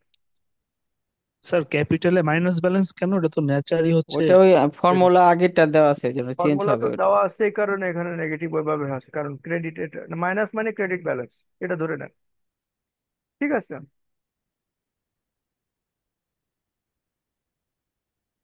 এখন ক্লিয়ার হলেন? মানে ক্যাশ বা যে কোনো অ্যাকাউন্ট আমি যখন ডেবিট করব, এখানে পার্টিকুলার যে অ্যাকাউন্টটা থাকবে ওটা ক্রেডিট। আমি যখন ক্রেডিট করব, পার্টিকুলার যে অ্যাকাউন্ট থাকবে সেটা কি? ডেবিট। তার মানে লেজার পোস্টিং এর নিয়ম হলো ডেবিটকে ডেবিট করবেন তার ক্রেডিট দ্বারা, ডেবিটকে ডেবিট করবেন তার ক্রেডিট দ্বারা। তাহলে আমার এখানে জার্নাল এন্ট্রি ছিল হলো ক্যাশ ডেবিট 10,000, ক্যাপিটাল ক্রেডিট 10,000। 10,000। তাহলে ডেবিটকে ডেবিট করবো, অর্থাৎ ক্যাশ তো ডেবিট ছিল, তাহলে ক্যাশের অ্যাকাউন্ট যখন করব তাহলে ডেবিটকে ডেবিট করব কি দ্বারা? তার ক্যাপিটাল দ্বারা। ক্যাপিটাল দ্বারা, তার ক্রেডিট দ্বারা। আবার ক্রেডিটকে ক্রেডিট করব, ক্যাপিটাল তো ক্রেডিট ছিল, ক্রেডিটকে ক্রেডিট করব তার কি দ্বারা? ডেবিট দ্বারা। ডেবিট দ্বারা। তো ক্যাশ। এই যে ম্যাজিক অর্থাৎ ম্যাচিং। অর্থাৎ স্যার এখানে ক্রেডিটের যেটা দিকে থাকবে ওটাই দিতে হবে, হ্যাঁ, পার্টিকুলারটা ওটাই হবে আর কি ডেবিটের। লেজার পোস্টিং এর ফর্মুলা বা এই যে যে শর্টকাট রুল, এটা খেয়াল রাখলে আপনার কখনো লেজার পোস্টিং ভুল হবে না। ঠিক আছে, আমি যদি একটা এন্ট্রি এখানে লিখি,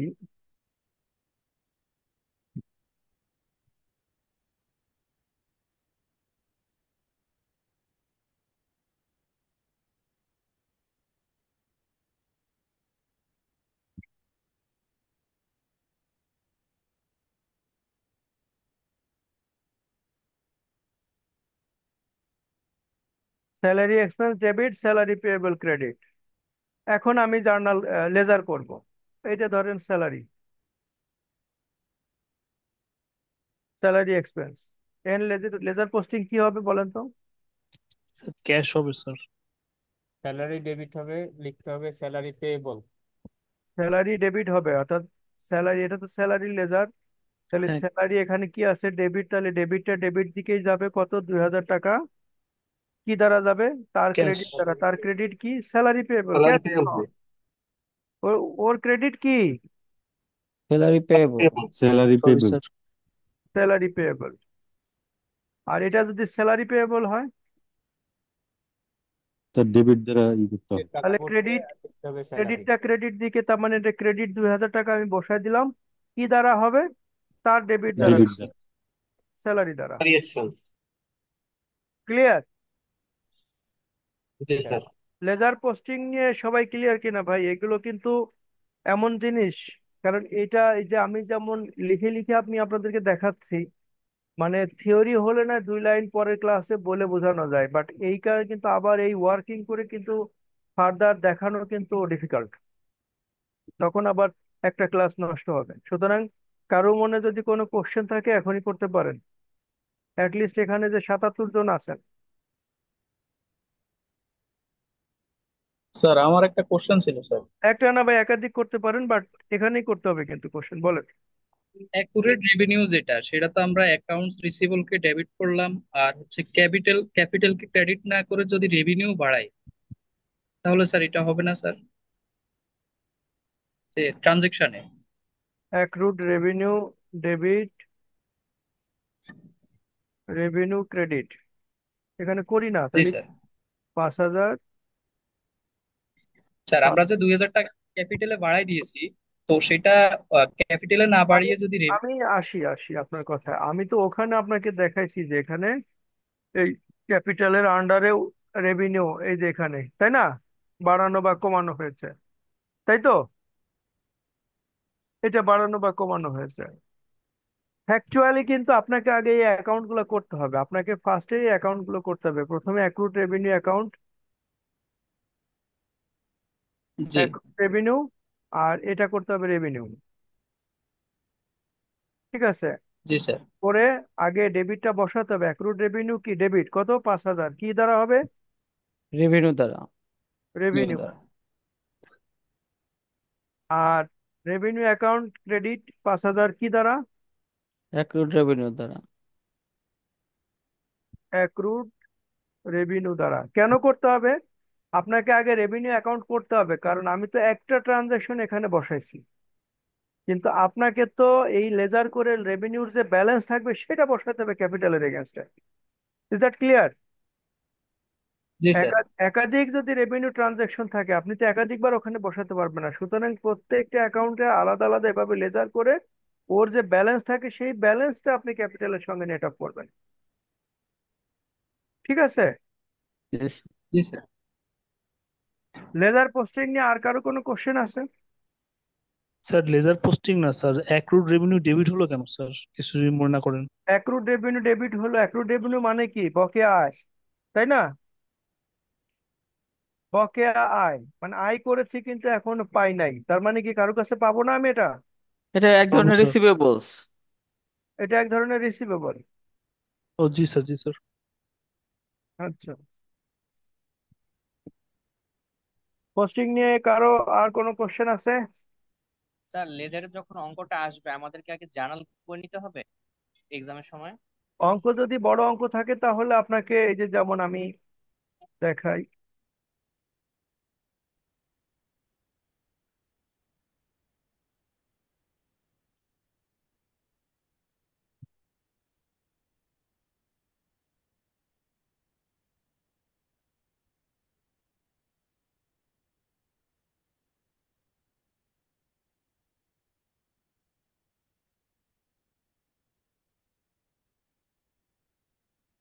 যদি এই যে এরকম একটা অঙ্ক থাকে, ধরেন ট্রানজেকশন দেওয়া আছে কয়টা, একটা দুইটা তিনটা চারটা পাঁচটা ছয়টা সাতটা ট্রানজেকশন দেওয়া আছে, দিয়ে আপনাকে কি কি করতে বলছে, জার্নাল করতে বলছে, লেজার অ্যাকাউন্ট করে সিরিয়াল পোস্ট করতে বলছে, তারপরে ট্রায়াল ব্যালেন্স তৈরি করতে বলছে।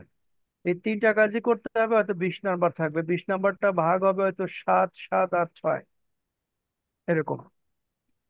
এই আপনার প্রফেশনাল অ্যাকাউন্টিং এর একটা মজা আছে হলো যে আপনি পার্ট পার্ট নাম্বার পাবেন। আপনার যদি জার্নাল ঠিক থাকে জার্নালের নাম্বার পাবেন, লেজার ভুল হলেও কোনো সমস্যা নাই। আবার লেজার যদি আংশিক ভুল হয়, অর্থাৎ এখানে 10টা লেজার করার কথা ছিল আপনি 7টা করেছেন, আনুপাতিক নাম্বার পাবেন। মানে আমরা এসএসসি ইন্টারমিডিয়েটে যেরকম ধরেন একটা দাগ না কাটলে 20 নাম্বার মায়ের, ওটা হতো না এখানে। যতটুকু করা হবে ততটুকুর জন্য নাম্বার পাওয়া যাবে। হ্যাঁ হ্যাঁ, প্রপোর্শনেটলি আপনি স্যার এই নাম্বার। যে ব্রেকেটে যে ওয়ান যে লিখছে এটা কি বিষয় স্যার? ইউজ যে one for the journal page number. মানে আপনার এই জার্নালেও কিন্তু রেফারেন্স নাম্বার দিতে হয় যারা আমরা অ্যাকাউন্টিং করে। রেফারেন্স নাম্বার একটা ঘর থাকে যে। হ্যাঁ হ্যাঁ, তো সেটাই হলো এই যে রেফারেন্সের J1। এটা হলো জার্নালের মানে বই, মানে জার্নালের একটা পেজ থাকবে তো নাকি, জি স্যার। জার্নাল এন্ট্রির যে পেজ সেই পেজ নাম্বার হলো J1। এটা ও ওরা আচ্ছা, উপরে উপরে পেজ নাম্বার যে থাকে বা পেজ নিচে নাম্বার, যে পেজ এবং নাম্বার যদি থাকে। অঙ্কে থাকে যে কোন অ্যাকাউন্টের কোড কত সেটা যদি বলা থাকে তাহলে রেফারেন্সে কিন্তু কোড নাম্বার গুলো উল্লেখ করতে হবে, এটা মাথায় রাখবেন। সরি স্যার, আবার একটু রিপিট করেন। যদি অঙ্কে থাকে যে এই ক্যাশ অ্যাকাউন্টের কোড নাম্বার 101, ক্যাপিটালের কোড নাম্বার 301, এরকম কোড নাম্বার গুলো যদি অঙ্কে বলে দেওয়া থাকে যে এতগুলো আচ্ছা লেটার আচ্ছা এবং আচ্ছা, তার কোড নাম্বার এত, কারণ কি তবে ট্রানজাকশনের জার্নাল কোড আর কি। দিলে কিন্তু রেফারেন্সে কিন্তু কোড নাম্বার উল্লেখ করতে হবে, এটা মাথায় রাখবেন। জি স্যার। এই যে যে বইটা, এই বইটার সফট কপি একজন গ্রুপে অলরেডি দিয়েছে, তারপর আমিও দিব। এই বইটার পেজ নাম্বার 99-এ এই প্র্যাকটিসটা আছে। এইটা আপনারা আগামী ক্লাসের আগে দেখবেন, বুঝবেন।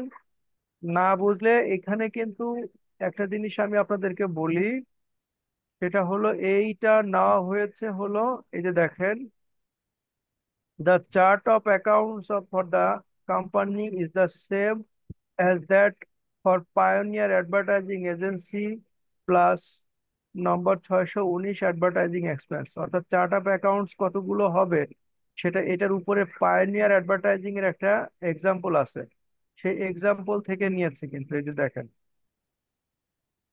এই যে এখানে চার্ট অফ অ্যাকাউন্টের নাম্বার দেওয়া আছে, কার অ্যাকাউন্ট নাম্বার কত, এই যে পায়োনিয়ার অ্যাডভার্টাইজিং এর, ঠিক আছে, পায়োনিয়ার অ্যাডভার্টাইজিং এর যে চার্ট অফ অ্যাকাউন্ট সেখান থেকে নিবেন, অর্থাৎ উপরেই আছে, সেটা থেকে দেখে সেই অনুযায়ী এই পেজ নাম্বার 98-এ একটা আছে, 99-এ একটা আছে, ডুইট, এগুলো সলিউশন এখানে দেওয়া আছে, এগুলো আপনারা দেখবেন নেক্সট ক্লাসের জন্য। এটা আপনাদের নেক্সট ক্লাসের অ্যাসাইনমেন্ট থাকলো। এখন বলেন, আর কারো কোনো কোশ্চেন আছে কিনা? স্যার আসসালামু আলাইকুম। স্যার এই বইটা কি আমরা পিডিএফটা পাবো স্যার? আমি পিডিএফটা এই দিয়ে তো দিচ্ছি। এখানে চ্যাটে অলরেডি দেওয়া আছে, এখানে দেখে নেন, এখানে দেওয়া আছে চ্যাটে অলরেডি। ধন্যবাদ। চ্যাটে অলরেডি আসসালাম দেওয়া থাকলে তো আলহামদুলিল্লাহ হয়ে গেছে। এখন বলেন আর কারো কোনো, আমরা we are at sir the end of the class, বলেন আর কারো স্যার কোনো? স্যার 14 এডিশনের বই কিনছে, ওটাতে কি আছে এগুলো? সবই আছে, সব পাবেন। লাস্ট ক্লাসে স্যার জার্নাল এন্ট্রি নিয়ে স্যার কয়েকটা কোশ্চেন হ্যাঁ ছিল হ্যাঁ, স্যার। বলেন বলেন বলেন বলেন, মনে ভুলে গেছিলাম, বলেন। স্যার ওই জানা যে তো পড়েন, আপনি পড়েন, আমি এখানে করে দিই। স্যার ওই যে প্রবলেম নাম্বার 7.5 এর sir distributed goods worth rupee 200 as free samples and goods taken away by the proprietor for personal use rupee 100, এটা স্যার কেমনে করব, ডেবিট ক্রেডিট? প্রথম কি বলেছে আবার শুনি। প্রথম, ডিস্ট্রিবিউটেড হ্যাঁ, প্রথম হচ্ছে জি ফ্রি জি স্যাম্পল আছে বোধহয়, কত টাকা? বুঝি নাই স্যার। ডিস্ট্রিবিউটেড ফ্রি স্যাম্পল আছে বোধহয়, কত টাকা? ফ্রি স্যাম্পল হচ্ছে 200 টাকা স্যার। 200 টাকা। আর ওনার কোর্স নিয়েছে কত? কত টাকা? 100 টাকার স্যার, 100 টাকার 100 স্যার। টাকা। এখন বুঝেন, অ্যাকাউন্টিং এর নিয়মটা হলো ফ্রি স্যাম্পল দিয়ে আমি অ্যাডভার্টাইজিং এর পারপাসে, তাই তো? জি স্যার। তাহলে অ্যাডভার্টাইজিং এর পারপাসে যদি আমি দিয়ে থাকি, তাহলে আমার জার্নাল এন্ট্রি হবে অ্যাডভার্টাইজিং এক্সপেন্স ডেবিট 200 টাকা, আর জি স্যার। ইনভেন্টরি ক্রেডিট, আমার ইনভেন্টরি কমে গেল না, জি স্যার। Inventory credit. আর 2 নাম্বার হলো যদি প্রোপাইটার গুডস নিয়ে থাকে তাহলে এটা ড্রয়িংস নাকি জি উত্তোলন, sir. Drawings debit, inventory credit, clear? জি স্যার। আচ্ছা, এরপরে স্যার রিসিপ্ট ডিসকাউন্ট আর RS 20 এন্ড কমিশন RS 500, এটা স্যার। ডিসকাউন্ট রিসিভ করেছে 20, আর কমিশন রিসিভ করেছে কত? 500। 500। জি দুইটাই ইনকাম, তাহলে ডিসকাউন্ট ইনকাম এবং কমিশন ইনকাম দুইটাই রিসিভ করেছে, তাহলে ক্যাশ বেড়েছে, cash debit, discount income credit, commission income credit, clear? জি স্যার। জি স্যার, বুঝতে পেরেছি স্যার। আর কোনোটা? স্যার ওই যে গুডস রিটার্ন বাই দিন মোহাম্মদ, টাকা 200 and payment other outstanding amount. আচ্ছা, তার মানে দিন মোহাম্মদের কাছে আমরা পণ্য বিক্রি করেছিলাম নিশ্চয়ই, হ্যাঁ? জি স্যার। জি স্যার। তো পণ্য বিক্রি যখন করেছিলাম তখন জার্নাল করেছিলাম অ্যাকাউন্টস রিসিভেবল ডেবিট আর সেলস রেভিনিউ ক্রেডিট। জি স্যার। ওইটা ঠিক, ওই 200 টাকা বা যত টাকা রিটার্ন এসেছে সেটা দিয়ে উল্টায় দিতে হবে, sales revenue debit, accounts receivable credit, হ্যাঁ? জি আর স্যার। ব্যালেন্স টাকা সে পেমেন্ট দিয়ে দিয়েছে, তার মানে কি হবে, cash debit, accounts receivable, balance টাকা দিয়ে ক্রেডিট হয়ে যাবে, হ্যাঁ? জি স্যার, ওকে। বুঝতে পেরেছি স্যার। আর কারো স্যার কোনো? আমার একটা কোশ্চেন ছিল। হ্যাঁ হ্যাঁ, স্যার করেন, কোশ্চেন চিত্রনে যে করেন। দেখাইলেন বললেন যে প্র্যাকটিস, এটা কত নম্বর পেজটা বলে যাবে, একটু ভুলে গেছি। 98, 99 এগুলা। থ্যাংক ইউ, থ্যাংক ইউ, এটাই। স্যার আমার একটা প্রশ্ন আছে। কেউ কিছু বলছেন? আমি শুনতে পারিনি জি আপনার কথা। জি স্যার আমার একটা প্রশ্ন আছে। একটু লাউডলি, মাই ডিয়ার সিস্টার, একটু লাউডলি বলেন। স্যার এখন শুনতে পাচ্ছেন? হ্যাঁ হ্যাঁ, প্লিজ। স্যার জার্নালের অনেক সময় অনেকগুলো ট্রানজ্যাকশন দেওয়া থাকে, তারপরে সেখানে বলা থাকে যে necessary journal entries write down. তো উত্তরে দেখা যায় যে সবগুলো ট্রানজ্যাকশনের উত্তর দেওয়া থাকে না, ওখানে অল্প কিছু, মানে নেসেসারি জার্নাল এন্ট্রিজ বলতে আসলে কোন ধরনের জার্নাল এন্ট্রি গুলো তখন করতে হবে, কিভাবে বুঝবো? অনেকগুলো ট্রানজ্যাকশনের ভিতর থেকে অল্প কিছু করা থাকে তখন উত্তরে, সবগুলোর উত্তর দেওয়া অল্প থাকে না কিছু করা জার্নালে। থাকে বলতে হলো, এটা যদি পিওর জার্নাল এন্ট্রি হয়, মানে অনেকগুলো ট্রানজেকশন আছে বলেছে নেসেসারি হ্যাঁ। জার্নাল এন্ট্রি করার জন্য, জি জি। তার মানে কিছু ট্রানজেকশন আছে যেটা আসলে জার্নাল হবে না। কি কারণে হবে না? হয়তো সেটা ওই যে আমি যেটা বলেছি যে ফাইনান্সিয়ালি এটা মেজার করা যাচ্ছে না, অত কোম্পানির ফাইন্যান্স বিজনেসের উপরে কোনো ফাইন্যান্সিয়াল ইম্প্যাক্ট নাই, সেইগুলো বাদ দিয়ে বাকিগুলো জার্নাল এন্ট্রি আপনাকে করতে হবে। আর স্যার উত্তরগুলা যদি বিশ্লেষণ করা যায় দেখা যায় যে শুধু রেভিনিউ আর এক্সপেন্সের জার্নাল গুলো এন্ট্রি দেয়, এটার কোনো নির্দিষ্ট কোনো নিয়ম আছে? না, তা তো নাই। উম, সেরকম কোনো একটা আচ্ছা এক্সাম্পল আমাদেরকে নেক্সট ক্লাসে দেখান, আমরা তাহলে এটার আচ্ছা উপরে ঠিক আছে। কাজ করবো। আর স্যার এই অ্যাসাইনমেন্ট যেগুলো আমাদের করতে দেওয়া হয়েছে এগুলোর কি সলিউশন মানে পাবো? করে করে দিবেন এই আপনি বিষয়গুলো তো ক্লাসে? আমার জানা নাই, অ্যাসাইনমেন্ট রিলেটেড কোনো টাস্ক। এটা আপনি অ্যাসাইনমেন্টের জন্য হেল্প যদি চান জি। তাহলে আইসিএম এর ওয়েবসাইটে, আইসিএমএবি ওয়েবসাইটে আপনি প্রিভিয়াস ইয়ারের কোশ্চেন সলিউশন সবই দেওয়া আছে, আচ্ছা, ওখান থেকে নিয়ে আপনি you can take preparation and submit your assignment. ঠিক আছে স্যার, ধন্যবাদ। ঠিক আছে, আর কারো কোনো কোশ্চেন আছে? স্যার আসসালামু আলাইকুম। ওয়ালাইকুম আসসালাম। স্যার আসলে আমার এই চ্যাপ্টারে একটা প্রশ্ন ছিল ব্যাট সম্পর্কিত, করা যাবে স্যার? ব্যাট ব্যাট জি স্যার। হ্যাঁ হ্যাঁ, বলেন। স্যার মনে করেন যেসব প্রতিষ্ঠান সেন্ট্রালি ব্যাট রেজিস্টার্ড আছে, স্যার শুনতে পাচ্ছেন? হ্যাঁ হ্যাঁ, বলেন। স্যার মনে করেন যেসব প্রতিষ্ঠান সেন্ট্রালি ব্যাট দেয়, তারা মনে করেন এক শোরুমে অন্য শোরুমের ক্ষেত্রে যে যখন ইন্টার ট্রান্সফার করে সেক্ষেত্রে মূসক 6.6 ইস্যু করতে হয়। হ্যাঁ, মনে করেন স্যার, মনে করেন একটা সিক্স কোম্পানি পয়েন্ট করলো, সিক্স না 6.5, ট্রান্সফার তো সিক্স সরি পয়েন্ট হ্যাঁ ফাইভ হ্যাঁ সরি হ্যাঁ 6.5। 6.5। জি স্যার 6. মনে করেন সেটা ওই প্রতিষ্ঠান করলো না, মনে করেন ব্যাটের এনবিআর কি চাইলে ওই প্রতিষ্ঠানকে জরিমানা বা অন্য কিছু সে কোনো ইয়ে করতে পারে? ট্রান্সফার করেছে কিন্তু ইয়ে 6.5 মোটেও ইস্যু করে নাই। হ্যাঁ কিছু করে না মনে করেন। তাহলে তো আপনার যে প্রোভাইডার আর যে রিসিপিয়েন্ট দুইটা শোরুমের কারোরই তো আপনার ওই যে বিক্রয় মজুদ রেজিস্টার মিলবে না। মনে করেন স্যার একই কোম্পানি এক শোরুম থেকে অন্য শোরুমে ট্রান্সফার করে। এটা হলেও তো দুইটা শোরুমের রেজিস্টার তো ম্যাচ করবে না, রেজিস্টারে তো সে যদি পণ্য রিসিভ না দেখায় আর ও যদি পণ্য এটারে ইস্যু না দেখায় তাহলে তো রেজিস্টার মিলবে না। আর যদি এমন হয়, প্র্যাকটিক্যালি অনেক ক্ষেত্রে হয় কি রকম, যে ধরেন কোনো একটা কাস্টমার সে ধানমন্ডি শোরুম থেকে মাল ডেলিভারি নেবে, কিন্তু তার ভালো সম্পর্ক হলো আজিমপুর শোরুমের ম্যানেজারের সঙ্গে। তো আজিমপুরের শোরুমের ম্যানেজারের হয়তো সে আত্মীয়ই হয়তো, তো আজিমপুর শোরুমের ম্যানেজার ধানমন্ডি শোরুমের ম্যানেজারে বলে দিচ্ছি ভাই মালটা আপনি দিয়ে দেন। তখন আবার আমাদের তো বাঙালি নেচার, তখন ওই ম্যানেজার জেলাসি করে সে আর নিল না, দিল না, যে না আমি দিতে পারবো না, আপনি আপনার ওখান থেকে ডেলিভারি দেন। তখন আচ্ছা যেটা হয় যে এই আজিমপুর শোরুমের ম্যানেজার ধানমন্ডি শোরুমের নামে এটা ডেলিভারি দেখায় কিন্তু প্রোডাক্টটা যায় এখান থেকে। ঠিক আছে, ও হয়তো ওদের যে সুপারভাইজার আছে বা ম্যানেজার আছে তাকে বলে তার পারমিশন নিয়ে এটা করে। তখন আপনাকে এই 6.5 দিয়েই কিন্তু এটা কারেকশন, যদি আপনি ধানমন্ডি ব্রাঞ্চের সেলস দেখাতে চান, তো আপনি যদি প্রোডাক্ট এন্ট্রি না করেন তাহলে সেলস দেখাবেন কিভাবে? আর যদি আপনি রেকর্ড রাখেন যে না এটা সেলস হয়েছে আজিমপুর থেকে, ডেলিভারিটা যদি আপনি অফিসিয়ালি না আনেন রেকর্ডে, মানে সেলসটা যদি অফিসিয়ালি না আনেন রেকর্ডে যে না সেলস এখান থেকেই হয়েছে, যে শোরুম থেকে সেলস হয়েছে সেখান থেকে আপনি দেখালেন, তাহলে প্রবলেম হবে না। বাট আপনি যদি এমন করেন যে এক্স ডেলিভারি দিয়েছে ওয়াই তে এবং ওয়াই ওই পণ্য নিজের সেলস হিসেবে দেখিয়েছে without having any record of receiving the goods, তাহলে তো কোশ্চেন আসবে যে আপনার মাল নেই আপনি বিক্রি করলেন কিভাবে, কোশ্চেন আসবে না? জি স্যার।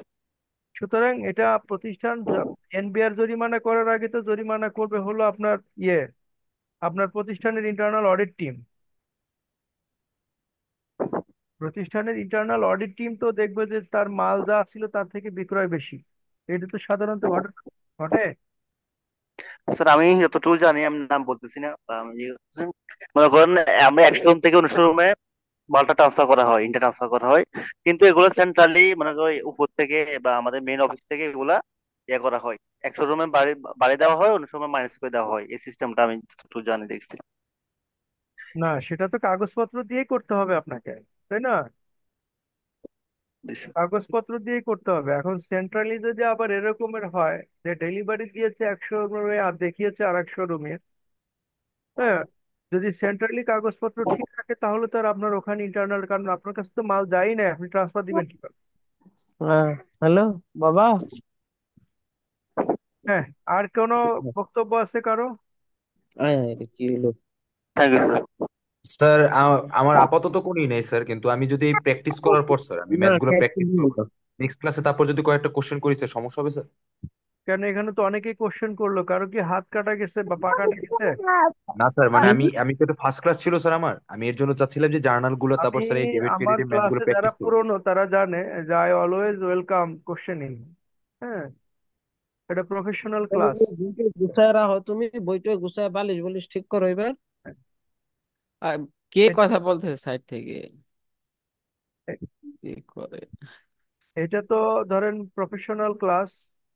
এটা কিন্তু মানে ক্লাস 6, 7, 8 বা ইন্টারমিডিয়েট না, যে আমি বলবো আপনারা শুধু তোতা পাখির মতো আমি বলবো আর আপনারা সুবোধ বালকের মতো শুধু শুনবেন, তা না।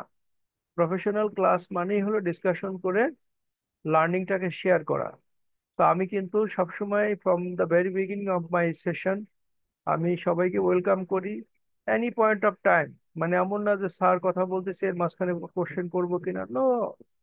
যখন যেখানে মনে হবে যে না কোশ্চেন করার দরকার কোশ্চেন করবেন, and question is always welcome. ঠিক আছে? Thank you very much sir. তো আজকের মতো আমরা এখানে শেষ করি সবার স্যার হ্যাঁ বলেন মিস্টার রুদ্র। স্যার স্যার একটা কোয়েশ্চেন করা যাবে স্যার?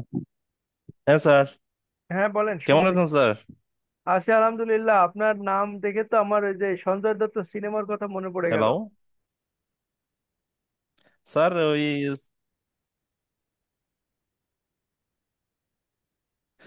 কোনটা স্যার? ওই একটা সিনেমাতে উনি ডিসিপি রুদ্র থাকে আর কি। হ্যাঁ, আচ্ছা বলেন বলেন আপনারটা বলেন।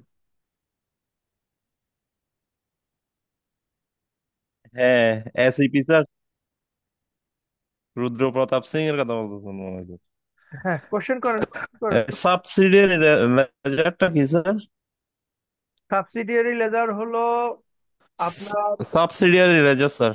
হ্যাঁ হ্যাঁ সাবসিডিয়ারি লেজারই আমি বলতেছি। সাবসিডিয়ারি লেজার যেমন আপনি কি এখন বাসায় না অফিসে?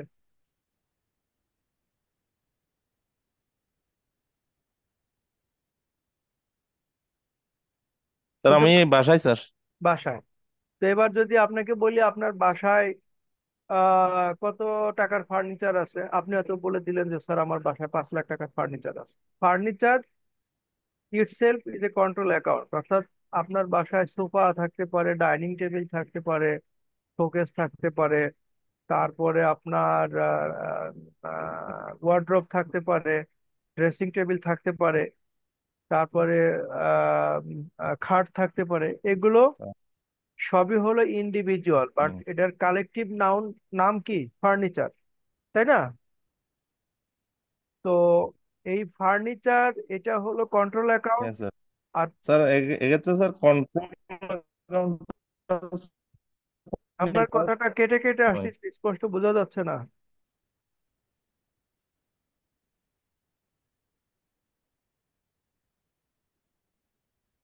আচ্ছা আপনি শুনে রাখেন, সেটা হলো ফার্নিচারের। আমি এরকম একটা শখিন অনেকদিন হ্যাঁ হ্যাঁ শুনতে পাচ্ছি ফার্নিচারের ক্ষেত্রে ফার্নিচার যেরকম ফার্নিচার হলো কন্ট্রোল অ্যাকাউন্ট, আর ইন্ডিভিজুয়াল ফার্নিচার যেরকম আপনার ডাইনিং টেবিল ওয়ার্ড্রপ এগুলো হলো সাবসিডিয়ারি অ্যাকাউন্ট। অর্থাৎ কোনো একটা কমন অ্যাকাউন্টের যখন একাধিক শাখা প্রশাখা থাকে, যেমন রিসিভেবল, রিসিভেবল মানে হলো দেনাদার।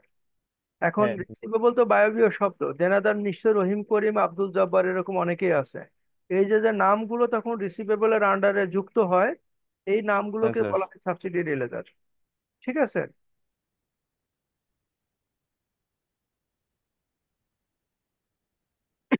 হুম, স্যার একটা রিকোয়েস্ট ছিল যদি রাখতেন স্যার। আচ্ছা আচ্ছা আচ্ছা হ্যাঁ, স্যার, এটা আপনি ডিসপ্লে পাবেন না পরবর্তীতে? জি জি, একটা রিকোয়েস্ট ছিল স্যার।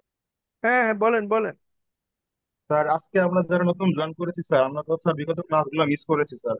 তো বিগত ক্লাসগুলোতে স্যার যে টপিক গুলো বা যা পড়ানো হয়েছে যদি আমাদের একটু বলে দিতেন স্যার, আমরা এই সময়টার মধ্যে সেটা মোটামুটি কভার করার চেষ্টা করতাম আর কি স্যার। এখানে অনেকের কাছে স্যার অর্থাৎ আমিও মিস্টার একমত স্যার। রুদ্র আপনার কাছেও মনে হয় ইয়ে আছে, আমার আগের ক্লাসগুলো আছে নিশ্চয়ই আপনার পিসিতে বা নিশ্চয়ই কোনো জায়গায় আছে, এগুলো আপনি শেয়ার করে দিন। এদের জন্য সুবিধা হবে। হ্যাঁ স্যার আছে স্যার। ঠিক আছে, তো ওকে, আচ্ছা সবাই ঠিক ভালো আছে স্যার, থাকবেন। আমি সবার দেবো, আমার সুস্বাস্থ্য গ্রুপে কামনায় দিয়ে দেবো আর কি, আজকের শিটগুলো মতো দেবো আর এখানে কি। রাখছি। স্যার যেটা আসসালামু অ্যাকাউন্ট আলাইকুম। রিসিভেবল অ্যাকাউন্ট যেটা বললেন স্যার, ওটাকে কি অ্যাকাউন্ট বলেন? ইন্ডিভিজুয়াল গুলো তো হলো subsidiary control account, account, control receivable account. হলো okay sir, control account, okay sir, okay আর স্যার, এটার আন্ডারে যত নাম থাকবে হচ্ছে সাবসিডির অ্যাকাউন্ট। হ্যাঁ, ওকে স্যার, জি স্যার। আল্লাহ হাফেজ, ভালো থাকবেন, জি, গুড নাইট আসসালামু ইনশাআল্লাহ। আলাইকুম রহমতুল্লাহ। যদি আমার গতদিনের ক্লাসটা যদি ইন বিটুইন দিস ঠিক মঙ্গলবারে আছে শিডিউল খালি আছে, যদি সেদিন হয় আপনারা সবাই জয়েন করবেন, নইলে আগামী বৃহস্পতিবার ইনশাআল্লাহ আবার দেখা হবে। হ্যাঁ। স্যার।